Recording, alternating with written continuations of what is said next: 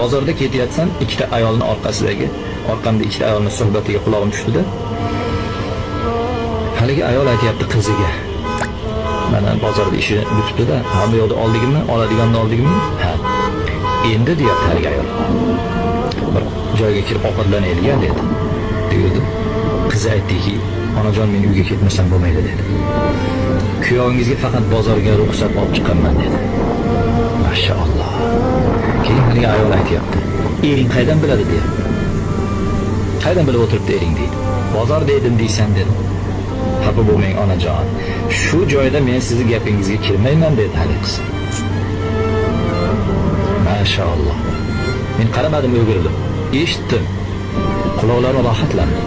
Mana shunaqa ayollar bor ekan, Umar ibn Abdul Azizlar tug'iladi hali yana. Erini rozi qilish yo'lida, eri ko'rmasa ham uni rozi qilish yo'lida